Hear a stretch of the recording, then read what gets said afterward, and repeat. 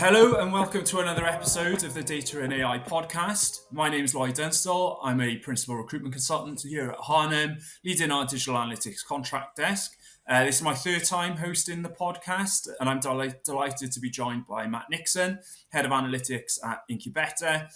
We're going to be discussing the different challenges in measuring marketing performance and some potential solutions to this. Matt, how are you doing today? Yeah, very well, Lloyd. How are you? Yeah, all good. Thanks. All good. Normally with a podcast, a good place to start would be if you could tell us like a little bit about yourself and Incubeta. Yeah, of course. So currently I am head of analytics at Incubeta. So my role covers an EMEA wide remit. Specifically, I look after a couple of teams within our analytics function. So one is consultants, and those consultants work with clients as the frontline support and I guess technical experts in of themselves, but they look after our relationship with the client and make sure that they get best in class service from Incubeta. And then we also have under my remit implementation specialists. So they're very much what it says on the tin. They're working tagging, tracking, all the sort of um, the complex solutions that we deliver for clients around data architecture in terms of analytics, such as tag management, server side, app measurement, and all that good stuff. I guess prior to joining Incubeta, I've had roughly 13 years of experience within analytics specific roles, but I used to build Flash websites as far back as 2008, and I started using Google Analytics there. So I had a little bit of experience as far back as then. Between then and now, I have I spent time working in agencies in the whole coast, such as Omnicom, such as WPP. And then in between then and joining Incubeta around 18 months back, I ran my own data and analytics agency or consultancy. And we also had an element of SEO in there as well, and that was called Molzana. Yep. So I built, scaled, and sold that, and exited at the start of 2024. So in that 13 years, a lot of experience crammed in, and a lot happening, and that's why I always have dark circles under my eyes. Yeah, fair enough. It's a lot of hard work and graft, though, by the sounds of it, has gone into Yeah, your previous business and obviously getting yourself to where you are today. yeah, definitely, and sort of moving back out of the business world into the agency world, effectively working for someone else has been interesting, but really nice change of pace actually. Yeah. And working at Incubeta has just like really helped with that transition. I think it's a great company to work for. We've got a great ethos, and I don't say this lightly, but I have an amazing team around me.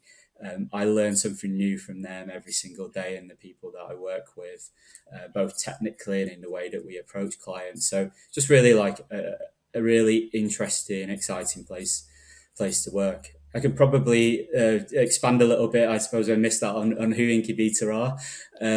So we're a marketing agency, and we partner with global brands, bringing together media and marketing services, creative, e-commerce, and strategy, and then of course data is a big part of that.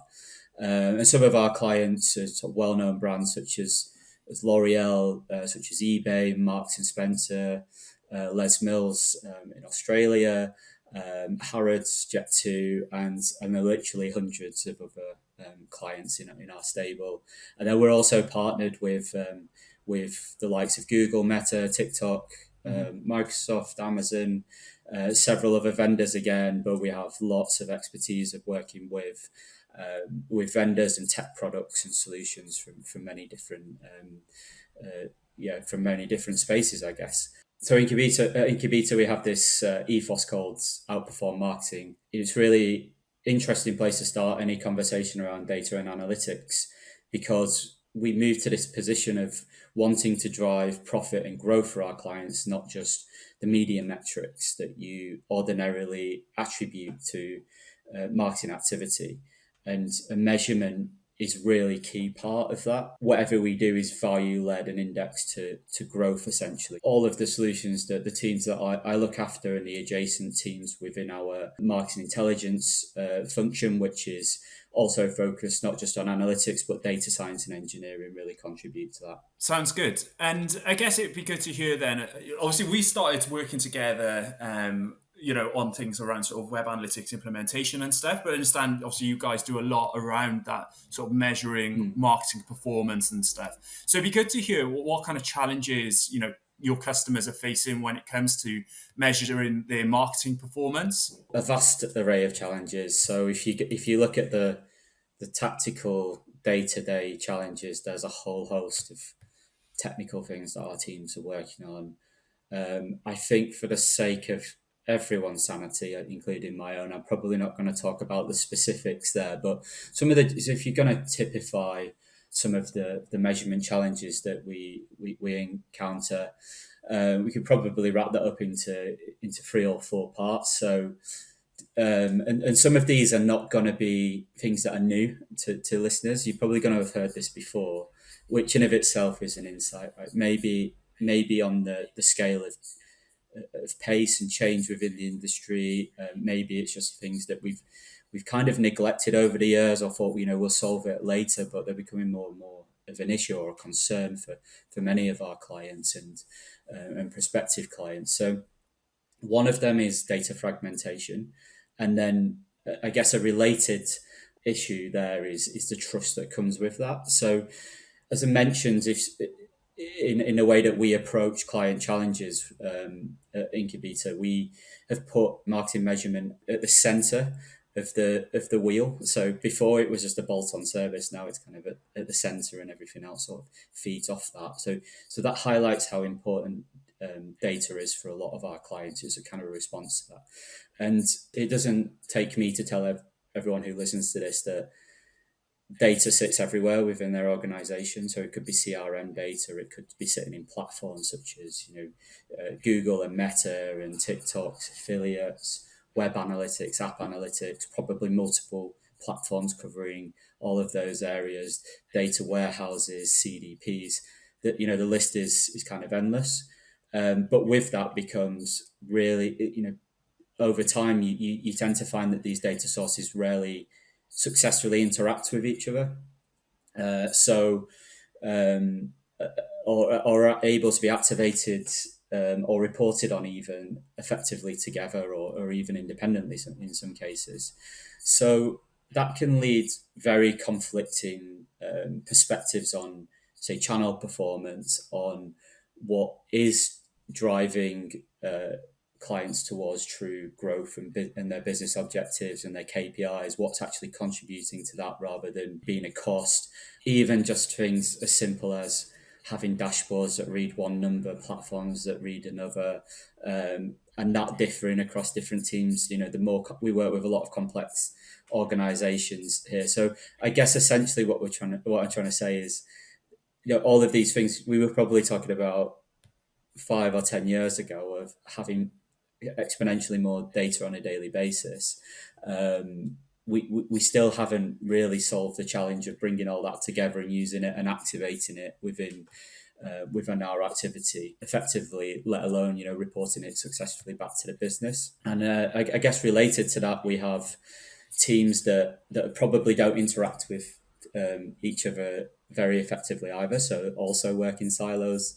So analytics teams in our clients or data teams can often feel back officey, or not at the forefront of driving that change within the teams that they feed that data towards. They're creating dashboards and reports and not really connected to the objectives of even a specific campaign, let alone the wider business strategy. There's probably a lot of focus in very tactical work streams in reporting, and not so much in insights and activation. So I'll actually do a quick plug for an event that we did at the start of this year called the Measurement Blueprint, and it's on YouTube for everyone who wants to take a look. And that event basically kicked off with a section by our Chief Growth Officer, Mike, called "Do you need another dashboard?" It kind of sort of typifies some of that frustration. Is like, are we focusing on the right things here? Is a dashboard, a retrospective view, the best way of working with and building out a data strategy? Probably not. And then I guess, a couple of other things that come to mind. We have, again, it's probably something that is very, very well known in the industry, signal loss. So losing data through regulatory challenges, through restrictions to browsers. So we've seen, Apple on iOS and in Safari put sort of a lot of restrictions down on what data we can collect and how easy we can identify users. And this all, over time across multiple different tech stacks and vendors compounds to a massive problem, which is reduced visibility in data, and having, a nirvana of a single customer view is becoming, significantly more challenging. And then if you add into the mix, our clients often have multi-device, cross-device strategies. They have customers that are at different stages, which are often can be several months or in some cases years. It's really hard to bring all that together when we're sort of a little bit more limited by the technology that sort of sits around us and adjacent to us. And then it sort of brings together, and maybe something we'll come on to a little later, which is that the analytics then becomes something that isn't really viable in of itself anymore. It's sort of part of a bigger MarTech play and a bigger data and analytics play. And then I think really importantly as well, and there's lots of information that Incubeta have put out on this subject specifically, is the perception of marketing by other stakeholders within the business. So I think we look at our marketing teams and their relationship with our finance leaders in a business, for example.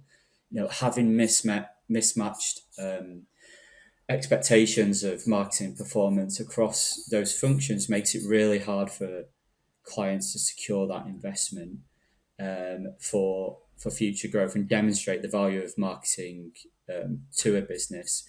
Working in analytics and in a marketing function in an agency, we have ourselves to blame a little bit for how we show up there.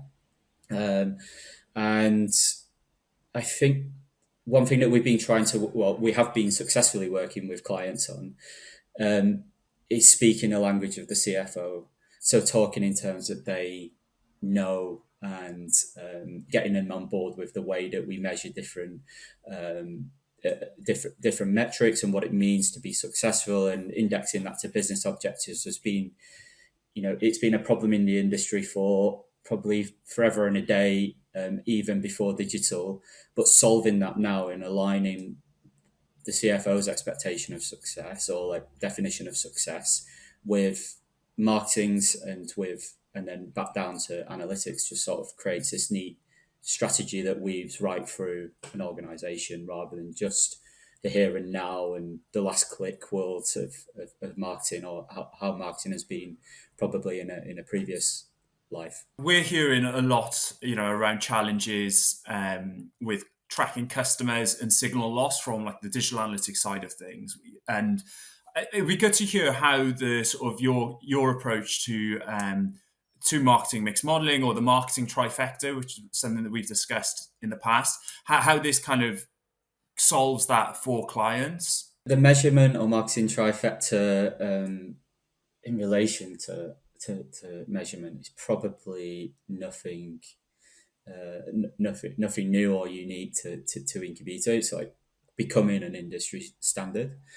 So what essentially it is using different techniques that interpret data at different points in the user's journey, in a brand's I guess marketing activity, and the cadence of delivery over the course of say any given year, quarter, month, and it brings together three different views of that data so that we can make collectively an informed decision. The three components are attribution. So, attribution models very tactical, analytics focused on the immediate user journey. So, assigning credit based on what we know or can see of a client within our platforms, essentially. So this is usually something you pick up in something like Google Analytics or Google Ads SE360 or Meta.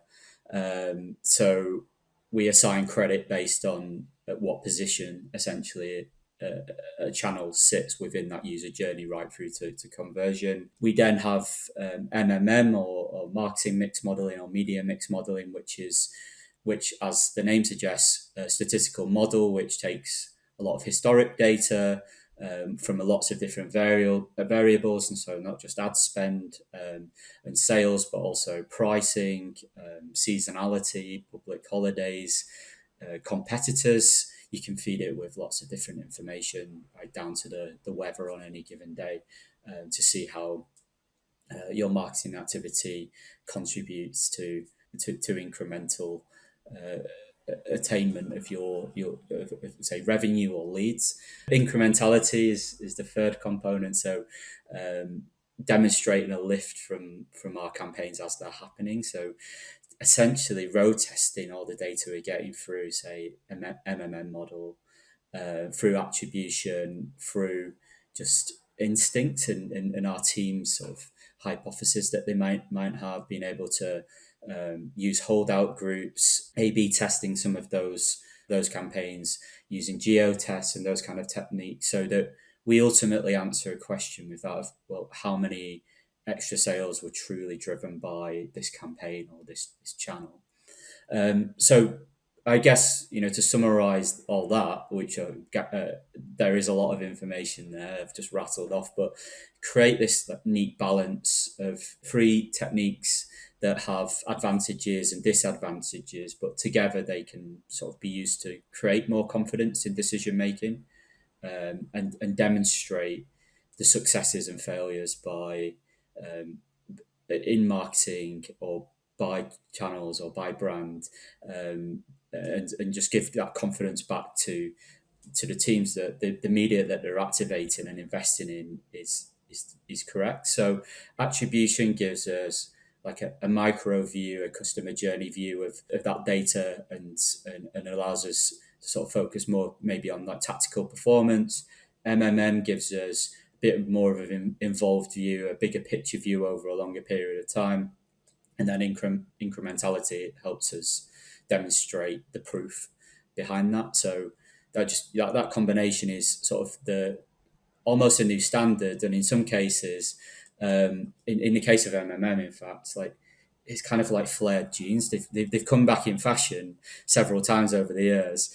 MMM sort of faded out of fashion as we sort of were able to measure more and more digitally, and we favoured maybe a bit more like tactical attribution, and other modelling techniques. And then it's come back as we kind of losing that. So you talked about signal loss earlier, Lloyd, and the challenges there. Like this is a direct response to that. So probably, I don't know, 5 years ago, maybe a little longer, if you proposed MMM, it would have been, if we have the budget, we might invest in it and sort of use it to validate some of our thinking, but it won't necessarily be a necessity. But more and more frequently now, our clients are seeing it as a necessary part of their measurement. Yeah, definitely. I mean, from my perspective, like I've worked at Harnham for nearly 9 years now, and previously was leading marketing and customer analytics, and we used to get very little in terms of marketing mix modeling. And there was maybe a few agencies that we'd work with that would hire, econometricians, but it's definitely been one of the largest increases in terms of requirements from clients this year, particularly around marketing mix modeling, attribution modeling, and incrementality. I think clients are putting more and more weight on this. And why do you think that is then? And what is like the end goal, and why should everybody be kind of investing in, MMM, attribution, and incrementality? Well, I don't know if everyone should be. I mean, a lot of the clients that we work with, we would certainly recommend it. I think for all of the above reasons that we discussed, if you're going into a conversation with stakeholders in your business, particularly leadership, it's really hard to just rely on platform data because it's just held to scrutiny. So if you've got heavy investment in channels such as Google and Meta and any number of performance channels, the way that they measure is fundamentally different from each other. The numbers that they record probably weigh in favour of some of their own activity. Then analytics suffers the same kind of challenges if we're not able to properly track users across their entire user journey. Being able to report on a session or a single visit is it's not really optimal for having those conversations. So as a marketer, can I confidently display to my business that what I'm doing is making a difference, and therefore can I justify the budgets that I'm asking for? Can I, the team size that I need? And just focusing on platform data, probably not going to be able to tick those boxes. So MMM is becoming, as I mentioned, is becoming much more part of the conversation in terms of measurement. I think previously it was something that only sort of the bigger brands and clients in the industry could really afford to do, but now it's a lot more attainable. So there's some really good frameworks that we're working with, such as Google Meridian and Meta's Robin, but also like there's accessible tools and techniques such as Phosphor, which is much more off the peg but gets you started and is less of maybe an investment and a consideration than a custom model. Not only are we proposing these as solutions to our clients, that they're actually actively asking for these solutions. It becomes part of, if to put a candidate's lens on it, it's becoming just part of the requirements for roles such as the ones that we're hiring. In fact, we've worked on one with you recently where we're after somebody who's got a really good coverage across analytics and data science and has some MMO experience and knows the way around attribution and can talk to incrementality as well. So, and that's a direct response to how we want to show up for our clients and the types of questions we get from our clients. So I think, really, one of the things that I really hate, especially in January, is reading on LinkedIn that something is dead, and SEO has died so many times. I don't care to remember quite how many. Probably, I don't want to kill off analytics, but I think the way that we probably define analytics is probably going to morph more into this, what we call Incubeta marketing intelligence. So this sort of measurement view that can span different areas. So having core skill set across the three of these areas and the associated technology and the discipline as a whole seem really important to not just myself, but the business that I work with and the clients that we work with. So I'm not saying become too generalist. You don't have to roll your sleeves up and do the technical work, but I think knowing enough to at least talk confidently in a consultancy capacity to some of these areas is really going to be crucial for candidates. And then to flip that for clients, everything I've just said, I'm not, it's not just my point of view, but the point of view of all the clients and businesses that we work with. So becoming super important for driving the value conversation within your organizations, and therefore that's why it's important for your business and your teams. It's like evidence based to how your marketing spend is performing. So when you're speaking to stakeholders and stuff like that, given that this is evidence based, is there much challenges around getting buy-in to invest in this type in marketing mix modeling, attribution, and incrementality? There's always challenges in anything that you sell in, especially like my experience in the agency world is, there's a challenge of some description in every single project that we work on with every client, and sometimes that might be infrastructure or technology, it might be budgets, it might be stakeholder buy-in. So to your point on stakeholder buy-in, we've I mentioned this whole positioning around CFOs, and call out CFOs because we talked a lot about that as Incubeta, but it could be any sort of senior stakeholder within a business that you kind of have to demonstrate the success of marketing too. So that conversation is not an easy one to have. But where we've seen a lot of success is showing up to those conversations proactively and early, and sort of heading them off before they become a challenge. Trying to get the buy-in of say a CEO, CTO, CFO, whoever it may be, as to how we should determine success within with the activity that we're running, and getting a collaboration on that. So not having those mismatched expectations. So for example, a client who maybe is a head of marketing is not going and demonstrating the success of, say, the number of transactions that are reported in Google Analytics to a CFO who has a completely different set of operational numbers, can see maybe a different story playing out on a bigger scale, and kind of that distrust or disbelief, for want of a better phrase, sort of starts to show through. Is we actually agree we're going to use metrics that, say, C-suite are more familiar with. So lifetime value, contribution margin, IRR, those kind of things, not showing up and talking about click-through rates and data that comes out of platforms, and being a little bit flippant with click-through rates, but hopefully you get what I mean. And I think so, sort of demonstrating that in this outperform framework that we've got at Incubeta is like actually putting that into action and saying, we're not here just to demonstrate that you've had X number of clicks or X number of sales from this is your platform data from the campaigns that we're running. We're actually here to drive tangible growth for your business, and we'll commit ourselves to that objective and your objectives ultimately. So showing them the incremental value that our marketing and media activity could drive for them.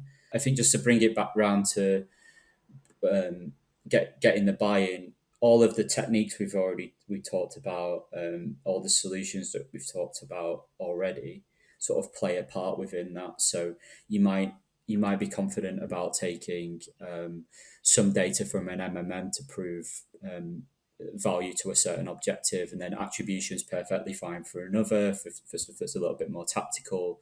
And then on top of that, we're going to demonstrate the success of the entire campaign strategy by making sure we have robust data around testing, and where we commit to testing our campaigns, whether they're successful or not, and making a decision and accepting that we're not going to hit the mark every single time, but we've got robust data that allows us to then take action upon it. Evidence-based marketing and providing the data and the figures that kind of back up the activity. Is there any examples that you could share of where you've helped clients, maybe where their marketing performance isn't where it wanted to be, and through using, marketing mix modeling, attribution modeling, or incrementality, where you've helped that client like maybe turn around their marketing performance, or examples where you've had some real success working with a client? Yeah, sure. So a couple that come to mind, and the reason they come to mind is because they're really standout case studies that we use quite a lot, and they're on the Incubeta website with a bit more detail. But there's one client we have in the UK, Imperial London Hotels, that we have a great case study on machine learning driven MMM and in combination with incrementality testing. So by deploying those two facets of the trifecta, we managed to unlock 73% revenue growth, and then a massive year-on-year uplift in our search revenue as well. And then similarly, across a different sector, which is fitness and health, with Les Mills, we worked with them in our APAC market, built out a measurement and growth framework. We activated against that over the course of 4 years. So from start to finish, we've realised a 570% increase in new customers, and always at odds with using such huge numbers in a case study or demonstrating success. But this is a client and a case study that we're really proud of, and we can demonstrate, long-term partnership with, and using these techniques with them, and working in partnership with them over a long period of time. So not just this sort of typical client to agency relationship. Is actually, they really value the way that we're showing up as Incubeta, and almost like acting as part and extension of their team and truly partnering with them. And we've seen again like massive ROI uplifts there. So there are a couple that come to mind, but there's some other really good case studies on the site and on social media that you'll be able to pick out, where we demonstrate success in testing, in data and analytics, in terms of attribution, in data science and MMM, in creative personalization and optimization as well, for the likes of not just Imperial London Hotels and Les Mills, but L'Oreal and M&S. I think a couple of case studies there on the site as well. So they're not just insignificant differences, but sort of massive step changes in success that play out over a period of time. So like really driving that difference, I guess, in all of the areas we've spoken about from the beginning of this podcast, for those clients. So yeah, really solid examples, I think. Yeah, definitely. And I mean, we're not talking about 1 or 2% uplift there by the science of it. And like, how do you go about doing that? Do you set up all of the, the models and everything like that? Do you identify channels which maybe they're spending too much money on, and then identifying channels where they maybe need to investing more money? You mentioned around personalization and things like that. Yeah, how do you go about turning, a performance around like that? Almost an impossible one to answer directly, because there's so much complexity with the way that the way that our clients run their activity and their business models and the technology they're using. It's really difficult for me to give a set response to that. I think I'll probably come at it a little bit more operationally or logistically, I suppose. I think the fact that we come together as one discipline that covers all of those areas, and we work so closely with our media teams, is massively helpful. So at the start of 2025, we brought the data science, engineering, and analytics functions together in marketing intelligence that I've mentioned earlier. And that, again, was a direct response to the types of questions our clients were asking and the work that we were doing for them. So just showing up as one team is massively helpful, rather than a media team having one conversation and then the analytics team speaking to the analytics department of a client's business, and then relaying some information back to a data science function. It doesn't really make sense. So like having consultants and specialists that span all of those different areas is really key to that. I think just being willing to engage with clients in a number of different ways is massively helpful as well. So we don't turn up and say, this is how we do things. We take an appraisal of the client's challenges, their objectives, the problems that they're experiencing, the whole array of different variables and components that go into any given project. And we determine what the best way of working with them is. So if they've already got an in-house, say, data science team, and they're running, their own MMM, or they're using another supplier for that, we can turn up and consult. But similarly, we can build this stuff out from scratch, or we can adapt what they already have and give an honest, balanced point of view on it. So I think that is really helpful, and also just appreciate. You probably also appreciate from the clients that you talk to, like the complexity of some of these businesses cannot be underestimated either. So just thinking about some of the big brands that we work with, say L'Oreal have so many different brands, markets, teams within those brands, let alone the businesses. M&S have an advanced tech stack. They have teams that own different components of that. Like being able to knit that together is is a point of difference, and sort of sitting across all of those different tool sets and tech stacks and techniques, and being able to speak the language of each one of them is also really important. So yeah, probably didn't directly answer the question there, but I almost feel like that kind of operational play alongside some of the technical delivery is just as important. So if you can demonstrate that you can unlock some of those challenges for clients, and you can either lead and implement, or you can consult, or you can work in combination with multiple teams and multiple agencies, I think that's worth its weight in gold. Yeah, definitely. So it sounds like then it's not just a one size fits all approach. You work with your client, help them identify what challenges they're facing, and then you're able to come up with solutions that works on an individual case by case basis. Exactly, and we have this approach, and the frameworks around it sort of guide us. So we have products as well. So we have seamless measurement, which sort of brings together the trifecta in our eyes, has some of our proprietary tech and solutions. We have a whole suite of what we call seamless products. So seamless search, which is sort of a search product that uses AI to unlock incremental value on both organic and paid channels, rather than analyzing them in silos.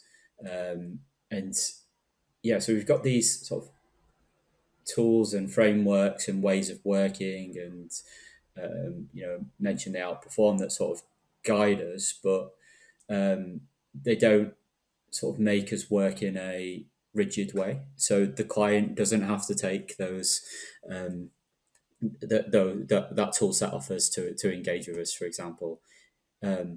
Fantastic if they do. We can work with them to impact multiple areas of their business, but yeah, it really, like, the way we engage from client to client really varies. So yeah, that's why it was so difficult for me to answer your question so too succinctly, I guess. Yeah, no problem, no worries. And you mentioned then a few things around AI and stuff like that. Like, what's the future of this space? What's the future of measuring marketing performance? AI is, the fact that we're only just really talking about it now in this podcast is probably, at this point in the podcast, is probably quite novel. It's front and center of everything within, in everything in the industry and in life almost now, and to the point where it was unusual a few weeks ago when I was in a client pitch. The lead on the client side, the first question they asked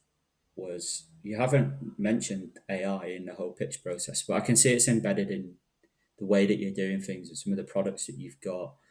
But it was kind of refreshing to hear that you haven't just been letting lazy AI talk take the wheel, and sort of as to kind of be fobbed off by that, and he sort of appreciated that they sort of put them first in that sense.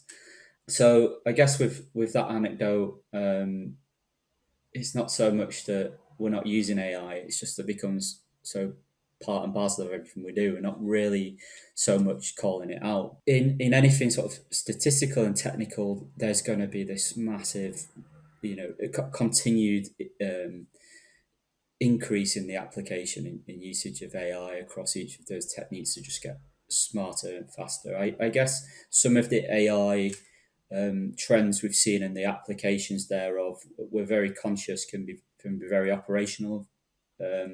So making, answering questions quickly, chatbots, just being more efficient, getting stuff done more quickly, which is great. But a real, what I would like to see, and something that we're trying to develop a little bit into our workflows, is more of a movement from that to actually using AI and AI agents to derive genuine insight. So we've spoken a little bit about cycling in the past, Lloyd. So I use Strava a lot, and it has this feature called athlete intelligence in it if you're a premium member. and all it does is commentate back to me what I've done. So it says, oh, you did a 32-minute ride or a run, and your pace was at whatever. I'm not going to give away how slow I am at running or cycling. And I just find that really frustrating because I thought you've got, they've acquired Runner and some other coaching platforms as well. It's like use that data to give me an insight of, change this and you will get this result.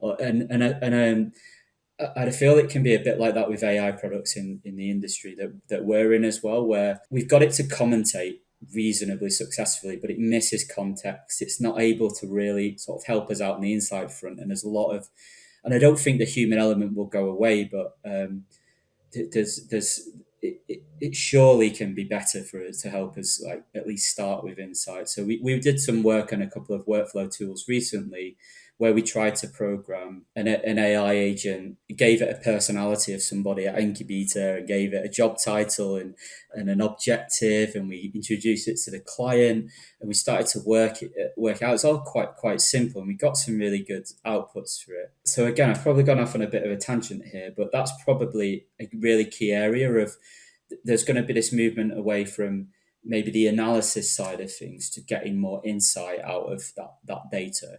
So we talked about the siloed nature of the data sets and the technology that we work with only increasing and only becoming more disparate. Surely AI is going to step in and help solve some of that challenge and enable us to make decisions. So the human then, or like the analyst or the media team, can actually get a jump start and activate that, or it's done automatically and not in a black box of a platform. So that is going to be, like everything else in life, a massive factor and not something to underestimate. So as much as I advocate for using it for like, I don't know, ChatGPT or Gemini for answering questions and making us work a little bit smarter and faster, and maybe create the odd funny image, or feed into generative creative and that kind of stuff. I'd really like us to be focusing, like as an industry, on creating better insights, which seems to be really difficult because I don't think anyone's kind of nailed it yet, but we're hoping to be on the way. And then the other thing is, at the top of this conversation, gave the plug for our Measurement Blueprint event and Mike's keynote saying, do we need another dashboard? Well, the reality of dashboarding and reporting is that it is going to become conversational. So you can have a conversation with the data. Now, you can do that in platform at the moment, but it's just again missing that insight and that sort of killer instinct, and to create recommendations that are really shrouded in recommendations that maybe a human could make, and the AI just isn't quite there yet. So I think getting across not just AI and the usage of it, generally speaking, but the specifics of how it can be used within the industry is really, really cool.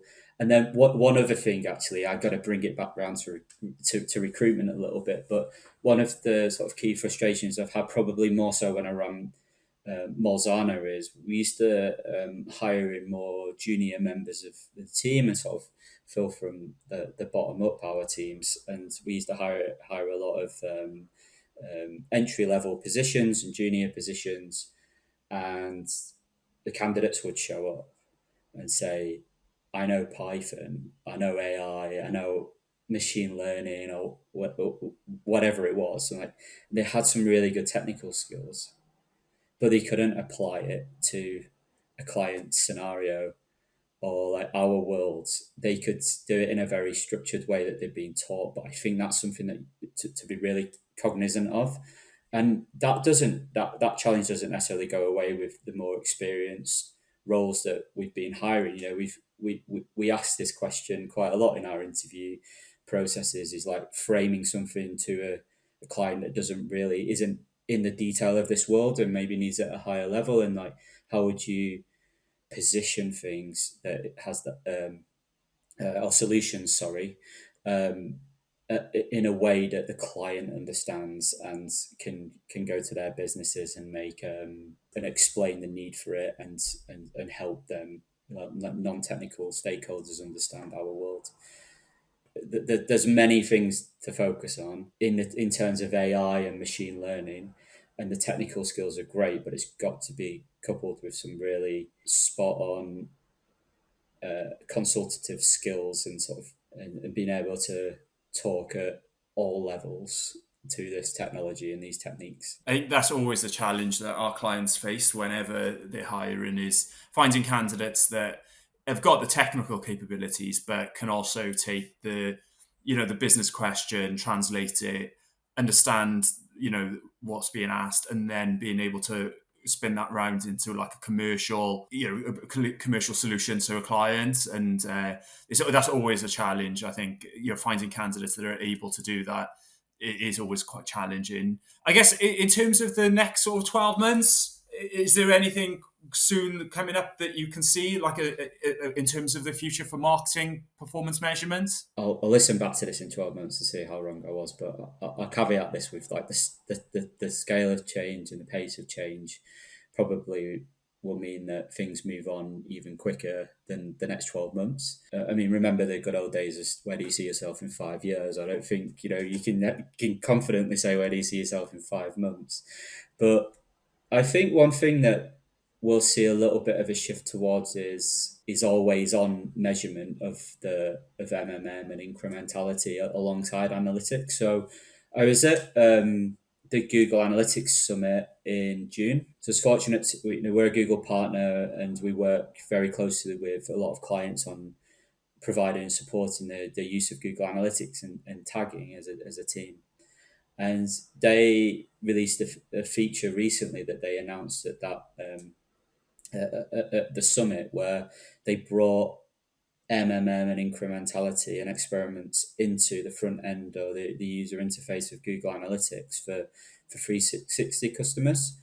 And I think, not saying that everything Google say and do then translates into what the industry does, but if you look at the big vendors and the way that they're positioning themselves and they're building their products out, it's usually a pretty good indicator for where the industry is going to head towards next. What this means is that you can get a read on maybe in a single location.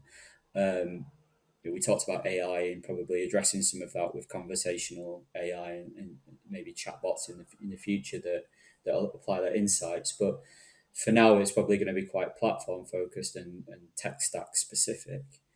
But the way that you'll be able to access that data probably becomes a bit more readily available. So you're less dependent on, say, a big build of a project every time that we want to read, and it becomes, it moves from a annual or a quarterly conversation to one that is much more real time. So I think that is probably something we'll start to see a lot more of. I think the solutions that we're building probably are heading towards that as well. And it might not be the case that you get a lot of value out of looking at the readouts of these kind of things on any more than a monthly or quarterly basis. It really depends on your use case and the type of business that you're in. But yeah, that's probably one area I'd say to look out for. So I think I navigated that question by only mentioning AI once, but obviously that is going to be a massive factor that underpins everything that we do over the next 12 months and beyond. Definitely. It's something that keeps coming up more and more and more, as you can imagine. And then finally, if there was like one piece of advice that you could give to, or one takeaway that you could give to the listeners, whether that's a candidate or a client, focusing on sort of marketing mix modeling or marketing attribution, what would that be? Good question. So for a client or a business, I would say don't be scared to get started, because you never will if you are. Mention some of the businesses that we work with and the complexities of each of those. Having teams that own different parts of the tech stack, having lots of different stakeholders, having lots of different points of view. You can look at just things at that level and go, okay, this is going to be madness and it's going to be really difficult for us to get started, and it doesn't take long for it to have a more pessimistic view of realizing sort of these bigger, more strategic projects. But actually the approach that we prefer to take is not to go from 0 to 100. It's to try and make incremental gains. So like, what can we do in the next couple of weeks or a month that just moves us forward? And for some clients, well, we're working with one client at the moment, and that just with them, it starts from foundational work with tidying up the tagging, tracking that within their server side setup and within their app measurement platforms. And that seems like a really basic step to take, but it sort of moves you forward a little bit. And in the background, we're figuring out, we'll maybe have a dependency on the tech side, or we're figuring out who to speak to about their CDP setup. It sort of keeps us moving forward over the course of several months or even a couple of years against a maturity plan. But starting small is never a bad thing. And just like being honest about where we're at is not a bad thing. Just going MMM because, every article I read in the Drum mentions MMM now, or hear it in the industry a lot. So we need to be doing it. We might not be quite ready for that. Data quality might not quite be too great for that. So get started with something, but like see through a plan as well. Build a plan for today. Build a plan for the midterm and the long term too. The candidate for roles, I think, going back to what we talked about earlier about being consultative, having a view of a lot of different analytics, data science and tech projects at some level is going to be advantageous to you in the future. So I mentioned not quite killing off analytics as a discipline, but it's probably going to morph more towards measurement, because the level of automation that's going to come, say, with tagging, tracking and insights over the next few years is probably going to mean that a lot of the work we do today can actually be automated. So being able to consult across that and use the data that comes out of it is super important. But probably the single piece of advice, given this out many times, what I mentioned earlier, around just being able to talk the language of the business and apply your really strong technical skill set to the client's challenges and to demonstrate the value of, say, of delivering a solution for them. I think that's super important. So if you're able to show up to an interview and demonstrate all of those things, not just to an agency, but if you work within, client side in a business, you're going to have to do the sell at some point to somebody within the business as well.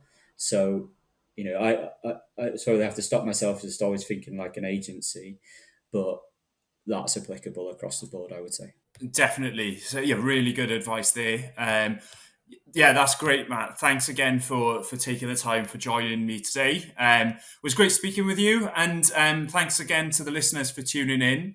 There'll be another episode of with Data Leaders coming soon. So if you want any more information on Harnham, you can find us at harnham.com. This podcast will be available on Spotify and LinkedIn to like and share. And thanks again for listening. Thanks for tuning in to today's episode, brought to you by the Harnham Group. We'd love it if you would share the podcast on social media and leave a comment or a review to help us reach a bigger audience. If your company is having difficulty finding skilled data professionals, you can rely on the global leader in data and analytics recruitment, staffing and talent development to assist you with your hiring needs. Find out more at www.harnham.com. Thank you for listening.